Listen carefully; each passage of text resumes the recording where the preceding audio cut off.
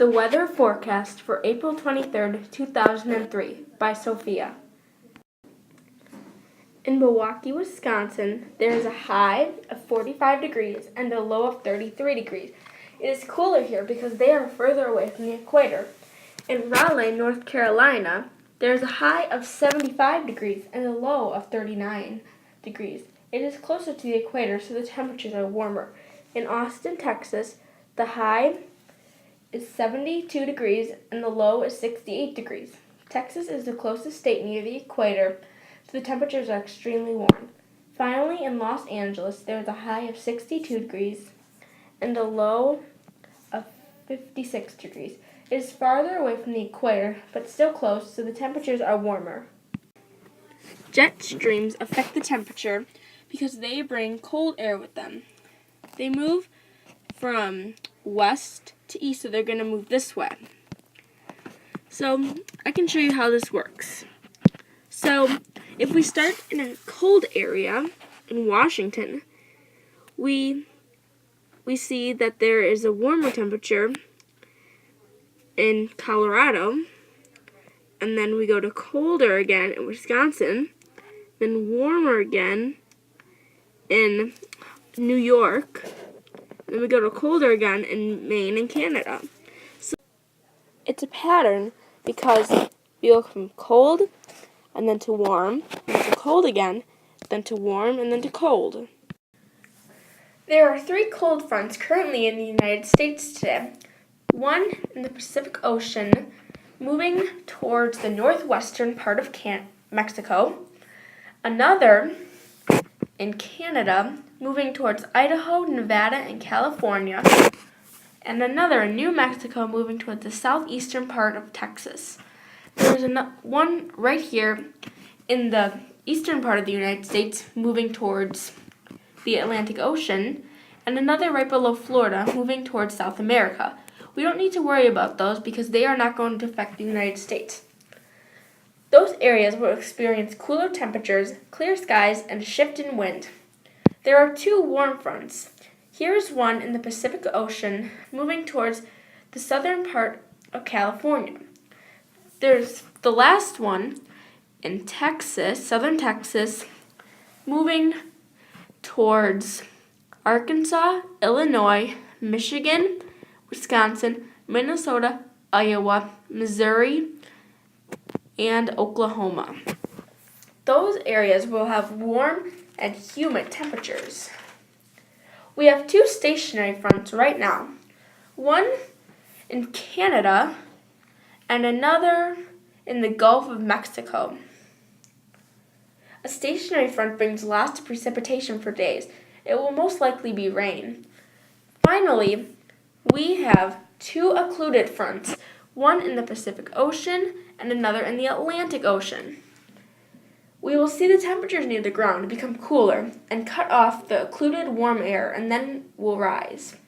A cold front is a rapidly moving, cold, dense air mass that runs into a slow-moving, warm, less dense air mass. The cold air slides under the warm air.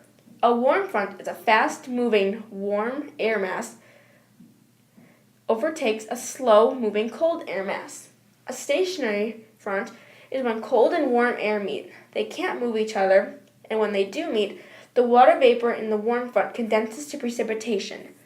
An occluded front is when a warm air mass is trapped in between 2 cold air masses.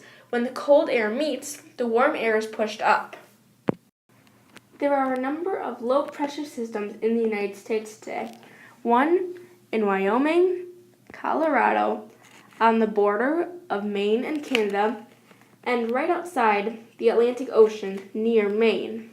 Those areas will experience cloudy and stormy weather. There is one high-pressure system that is located in Lake Michigan, right in between Wisconsin and Michigan. Those areas will experience clear and calm weather. A high-pressure system has a center of dry air.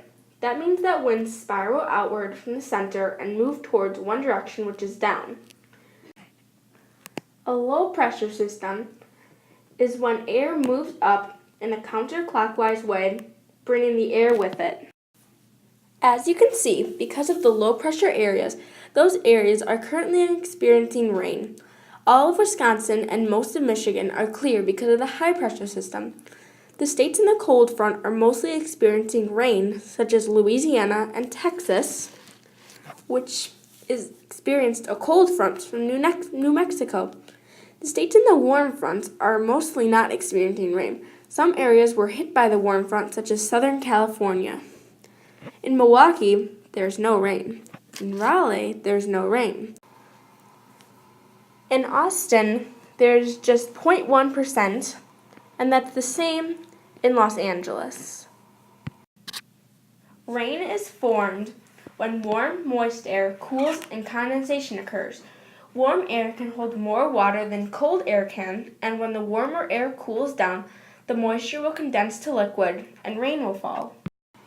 An air mass is a giant blob of air that has the same temperature, humidity, and air pressure at any given height. Air masses are classified in two different ways, by their temperature and humidity. In temperature, there's tropical and polar. Tropical is warm and forms in the tropics and also has low pressure. Polar is cold, forms in the north-south at 50 degrees, and has high air pressure. In humidity, there are maritime and continental. Maritime forms over oceans, which is wet, and when the water evaporates, it makes the air humid. Continental forms over land and is drier. If we combine the two sections, we get completely different results. If there is maritime tropical, there is wet and warm air. If there is maritime polar, there is wet and cold air. If there is continental tropical, there is going to be warm and dry air, and if there's continental polar, there's going to be dry and cold air. Isobars are lines that connect areas with the same barometric pressure. When they are close together, there will be strong winds. When they are spread apart, winds are light. They help us understand the direction and strength of the wind in a particular area. The average temperature for isobars is 1013. Anything less than that would be a low pressure system, and anything higher than that would be a high pressure system. They loop around the high and low pressure system. Because 1013 is average, there will be no isobars around it.